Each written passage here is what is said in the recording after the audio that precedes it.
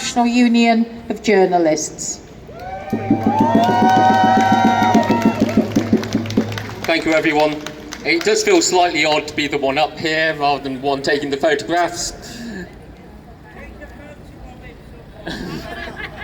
Yeah, it's a chance for all of you to get your own back. 128 journalists were killed in 2025.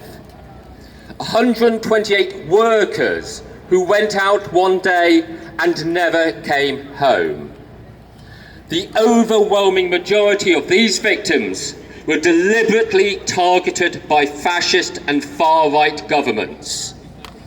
56 journalists were killed by the Israeli government in Palestine alone, and another 16 killed by Israel in the wider region.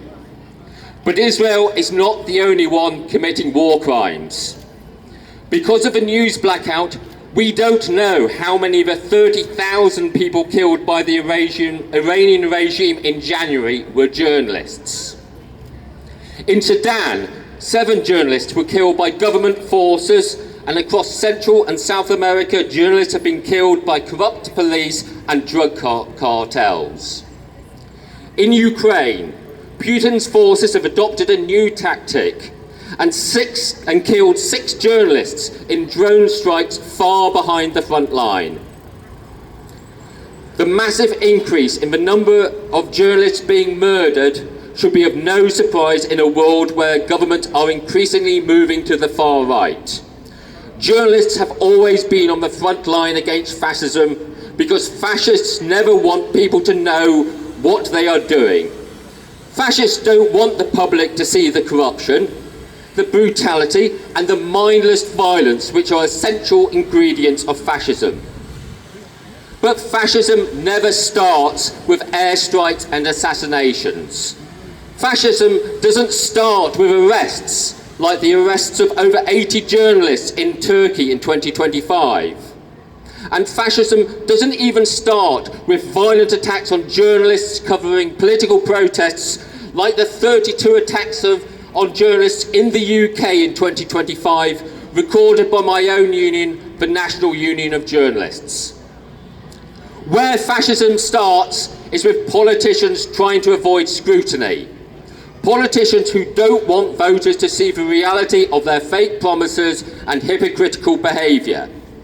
Politicians like Reform's leader of Nottinghamshire County Council, Mick Barton, who banned local journalists after an unflattering news story was published.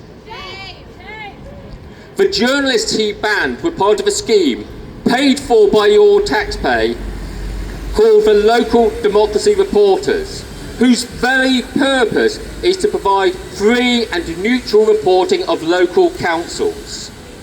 Thanks to the work of local journalists, local press and the National Union of Journalists, Reform backed down in the face of legal threats. However, be in no doubt that Nigel Farage wants to copy the paedophile in Washington who has expelled journalists from the White House briefing room. So hear me when I say the National Union of Journalists stands with each and every one of you in the fight against the far right. This is not just a matter of self-preservation. The trans people the far right target work alongside us in the newsroom. The migrants the far right target live on our streets.